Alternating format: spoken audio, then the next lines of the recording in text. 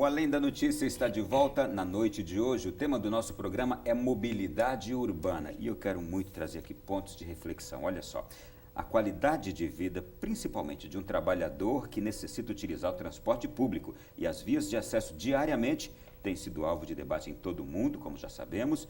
E como é que as cidades podem crescer, gerar renda, emprego e, ao mesmo tempo, renovar suas estruturas de transporte com este engarrafamento que a gente vive hoje? Quero perguntar para os senhores o seguinte: qual é a solução? A solução mais cabível é o quê? Investimento em transportes coletivos integrados, de qualidade e não poluentes, como o primeiro passo para uma mobilidade urbana sustentável? É isto? Professor, por favor. Sim, caminha por esse aspecto, né? Quando falamos de transporte espaço-tempo, a tecnologia termina ajudando na questão do tempo, que afinal de contas vem a ser custo, né? E nós vemos que o Brasil foi um dos países que criou uma experiência de grande tamanho a nível internacional, com o caso de Curitiba. Em Curitiba foi trabalhado a questão de uma via segregada para o ônibus, a fim de priorizar o transcurso, a fim de poder aumentar a velocidade do ônibus. Foi criado um tipo de ônibus específico, biarticulado, que hoje em dia nós conhecemos em Curitiba. Foi criado um tipo de acesso em nível para a plataforma, né? Aquela parada que se chamava de túnel do tempo, foi criado em Curitiba. Funcionou bem? Funcionou bem. É um exemplo do mundo, mas aí nós esquecemos daquilo que nós fizemos. Hoje exporta para todo mundo. Para né? todo Mas mundo. O nome dessa experiência de Curitiba é? BRT. BRT. Que significa? Bus Rapid Transit. Okay. Mas até veio, o nome foi até o nome americanizado. Isso, né? até o nome veio Nasceu americanizado. no Brasil, né? Nasceu no Brasil, e aí que está, porque vem aquele assunto, né? São tecnologias que se desenvolvem, mas nós mesmos não temos uma política tecnológica e implementação dos melhores exemplos feitos aqui no Brasil. Aí que acontece? Vai para fora e de fora vem para aqui com outro nome. É uma questão que deve ser discutida. Agora, temos experiências, sim, no mundo que estão sendo desenvolvidas nesse sentido. Há experiências de sucesso e que nós poderíamos aproveitar, né, em relação aos investimentos que o Estado está realizando. Né? Só uma coisa, esse BRT é o mesmo que a gente tem visto hoje, por exemplo, que foi criado aquele corredor único em São Paulo, em Brasília já existe esse corredor? Isso. É a mesma experiência? É a mesma experiência, ela está sendo instalada aqui na saída sul, né? Na verdade, é um plano integrado que tem em Brasília, Sim. que une a saída sul à saída norte, né? Todavia, não é uma coisa simples de somente reservar uma via para o ônibus, não? Não.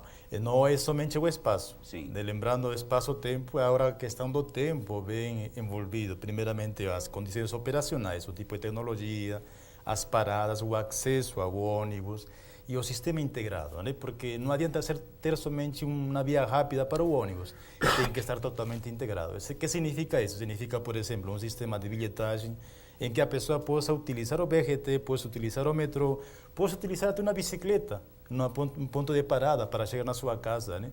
Então, o que acontece hoje em dia... Seria uma bicicleta pública. Seria uma bicicleta pública. Hoje em dia se esquece que o indivíduo sai da casa para chegar no trabalho e do trabalho para casa.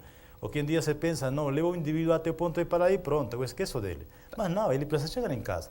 Eu quero ouvir uma coisa, uma experiência como essa que o senhor está nos dizendo aí, que funciona desse jeito. A gente já tem experiências no mundo desse jeito, que funcionam, que estão em andamento? Já funciona. Se nós, por exemplo, fazemos um levantamento na Europa, o caso de Barcelona é um caso bem clássico, é um caso realmente de poder ter conhecimento de que isso funciona. Em Barcelona nós temos o seguinte, e isso é uma reflexão para o Brasil. As passagens, o bilhete para você se deslocar na cidade implica vários tipos de bilhete. Eu posso comprar um bilhete para o dia, um bilhete para a semana, para o fim de semana, para o mês, um bilhete para o ano. E posso me integrar em qualquer parte do sistema. Agora, por quê? Porque a tecnologia está adequadamente integrada em todo o sistema. Então, posso utilizar metrô, posso utilizar trem, posso utilizar uma bicicleta. E isso é factível. Isso não é uma coisa assim a ser criada. Está criado. Porque sem integração, o sistema não funciona. Tá. Isso quer dizer que no Brasil nós não temos nada assim tão completo. A gente tem, em partes, um sistema que tenta ir amenizando os nossos problemas, é isso? A grande referência no Brasil, como o professor falou, é sem dúvida Curitiba, que foi onde nasceu a ideia, né? Basicamente, essa ideia do BRT nada mais é do que você tentar operar um ônibus como se fosse um metrô. É a metronização do ônibus, né? Então, como que se opera um ônibus como se fosse um metrô? Primeiro, via exclusiva, sem dúvida nenhuma, nenhuma interferência no tráfego. O embarque no mesmo nível, como se fosse uma estação mesmo de metrô, o ônibus para, abre as portas, as pessoas entram. A cobrança é fora do veículo. Então tem uma série para não perder tempo. Sempre para ganhar tempo, para dar agilidade. Por isso que é a lógica da metronização. E, obviamente, como um sistema de metrô, né, esses sistemas não funcionam sem integração. Você tem que, como ele ele funciona com aquela lógica troncal, de troncalização, né, dentro dessa lógica de troncalização que você tem um transporte de grande capacidade, seja ele de tecnologia sobre trilhos ou sobre pneus, né, BRT, VLT ou mesmo metrô, você tem que ter a alimentação desse sistema, né? Então, muitas vezes as pessoas fazem uma parte só do elemento, né? Então, muitas vezes fica capenga, ou faz só o corredor, mas não faz as estações, ou faz o corredor estação, mas não alimenta ele nas pontas. Então, você tem que pensar sempre de forma integrada para você otimizar aquela tecnologia, né? Para atuar naquela faixa de eficiência máxima que aquela tecnologia permite. Eu diria que no Brasil ainda talvez a gente não tenha um sistema aí na sua plenitude, né? Como, por exemplo, mesmo Curitiba hoje você tem um sistema, uma rede ampla, né? Mas você já tem vários problemas, como várias interferências, né?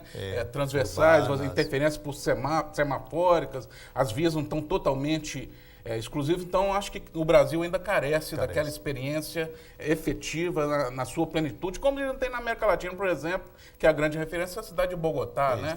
Que, de uma certa forma, já implementou bastante, nos últimos 10 anos, aí, já aumentou bastante a rede e funciona de uma forma mais plena do que as iniciativas que a gente tem visto aqui no nosso país. Eu gostaria de perguntar para os senhores o seguinte: quais seriam os mecanismos de planejamento urbanos necessários para que as nossas cidades pudessem caminhar nessa direção?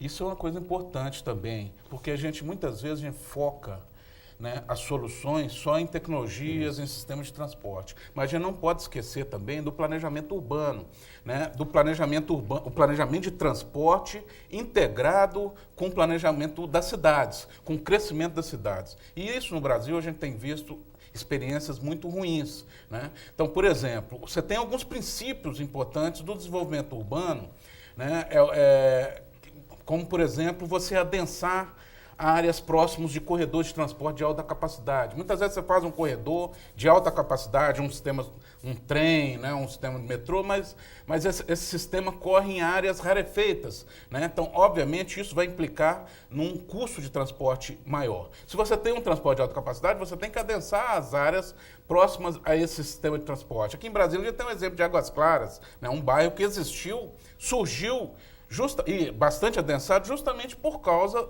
do metrô, né? Foi adensado ao redor desse metrô, mas nem sempre é o que a gente observa. Outra questão também, muitas vezes as áreas de oferta de emprego são muito concentradas nas cidades, né? E as moradias ficam cada vez mais distantes. Por questões econômicas, né? Quanto mais distantes das áreas mais dinâmicas, mais barato, né, é o preço da terra, obviamente atrai as pessoas de baixa renda. Então isso acaba sendo uma faca de dois gumes, porque cada vez mais você vai expulsando os pobres para cada vez distâncias mais longas e você vai piorando as condições de vida dessas pessoas, né? E muitas vezes as cidades crescem com grandes vazios entre elas, e Brasília é um exemplo disso. Com grandes vazios urbanos, significa que as distâncias ficam cada vez maiores, né? A cidade vai se espraiando cada vez mais. Obviamente, isso representa um custo maior de transporte financeiro e um custo e um ônus maior para o cidadão em termos de tempo. Então, você tem mecanismo hoje de desenvolvimento urbano, né, como adensamento de áreas mais próximas das áreas de emprego, adensamento próximo dos corredores urbanos, e muitas vezes os instrumentos estão indo no sentido contrário. Por exemplo, Minha Casa Minha Vida. Hoje, né, os projetos de habitação popular no Brasil hoje estão cada vez mais distantes das áreas de oferta de emprego, por causa do custo da terra, obviamente. Professor, eu quero saber o seguinte, para fazer isso, então, para ter esse planejamento urbano sustentável, nós estaríamos falando da criação de metrópoles inteligentes. Para isso, políticas inteligentes, feitas por políticos que pensam grande e não somente eleitoralmente ou com politicagens. Certamente. Que mudança é essa? Porque tem que ser grande. Tem que ser grande. Sim, eu vejo o seguinte, por exemplo, no Brasil, as instâncias em termos de documentos norteadores do planejamento estão dadas, né? Ou seja, o Brasil pensou muito em termos de planejamento. E em termos de mobilidade urbana, temos a lei da mobilidade urbana. A lei da mobilidade urbana estabelece as diretrizes, estabelece como deve se crescer em termos urbanos na cidade, como deve ser tudo isso ligado à questão da mobilidade. Já temos instrumentos. O que está faltando é a implementação disso, né? Lembrar que há planejamento, existem documentos, implementar isso aí. Agora, quando falamos de cidades inteligentes, nós temos que pensar também de que há um processo de implementação de uma cidade inteligente. Há um processo tecnológico que deve ser inserido dentro da cidade em si. Por exemplo, quando se fala em integração, muitas vezes você pensa em um tipo modal. Se você pensa em metrô ou corredor de BRT, mas existem outras tecnologias. Este é o VLT, por exemplo. O VLT ele vem harmonizar a área urbana, vem a trazer o espaço. Vamos só explicar para o nosso povo comum o que é o VLT. VLT é um veículo leve sobre trilhos, é aquilo conhecido como bonde, o bondinho. O bonde moderno. Bonde moderno, né? E ele é elétrico. Ele é elétrico e ele traz uma nova opção para revitalizar áreas urbanas, né? O aspecto urbano. Reconstruir o espaço, torná-lo mais amigável para o pedestre, para o veículo. Trazer aquilo que nós queremos, qualidade de vida na área urbana. Então, o que acontece quando se pensa muito em transporte, só se observa uma tecnologia, só se vê aquilo e se repete aquilo. Mas não, nós temos várias soluções que permitem integrar coerentemente o espaço urbano. Isso, primeiramente, inteligente. Segundo, vem a questão das tecnologias que são utilizadas para a comunicação no sistema. Não adianta, por exemplo, ter um sistema como o metrô de Brasília, se não está integrado a outro sistema que pode ser implantado. Tanto na integração temporal, na integração econômica, né? Na integração espacial. Porque isso que o usuário vai ter para poder conhecer qualquer parte da cidade, né? E essa qualidade de vida. Eu, como usuário, preciso conhecer minha cidade, para estar integrado, né? Então, a questão assim, inteligente passa por esses aspectos. Nós estamos construindo, de certa forma, se nós vemos a experiência hoje em dia de Rio de Janeiro, está a caminho a isso. São Paulo também está a caminho a isso. Direi que talvez são as duas experiências que vão dar muito que falar nos próximos anos, né? Porque está se pensando dessa maneira, Bom, poderia se acompanhar como é que está indo atualmente lá e ver que realmente é um grande investimento mesmo, né? E complementando um pouco o que o professor está colocando, no fundo é pensar a cidade, que já foi colocado pelo professor, para as pessoas, né? Não para os veículos. E já está tendo, sem dúvida nenhuma, né, iniciativas nesse sentido. Então, por exemplo, você vê no mundo todo algumas cidades que estão derrubando viadutos, né, e fazendo praças, voltando, ou seja, antes o espaço era usado para veículo, não, o espaço agora vai ser usado para as pessoas. A própria cidade de Bogotá, que eu citei como exemplo do BRT, mas foi muito além do BRT. O centro urbano dela, grande parte dele foi fechado para veículos privados, né? Ou seja, voltou aquele espaço para o pedestre e só acesso ali pelo transporte público, que antes eram áreas congestionadas, áreas que os carros estacionavam em cima dos passeios, tudo. Então, as cidades voltadas para as pessoas são muito melhores do que cidades voltadas para o veículo. E a gente já está vendo, até mesmo no Brasil, iniciativas que levam, né, a esse objetivo, como em São Paulo e no Rio, como foi citado aqui pelo professor. Eu quero aproveitar e confirmar aqui o que os senhores já estão nos dizendo. Que, por exemplo, eu tenho um amigo que mora em Roma, ele sai da sua casa com o seu automóvel, ele deixa num determinado ponto da cidade, de lá ele vai de metrô até o trabalho, porque se ele for enfrentar o trânsito, ele diz que perde mais tempo e não chega na hora, e aí volta de novo de metrô até aquele ponto onde deixou o automóvel dele, e de lá ele vai para a casa dele.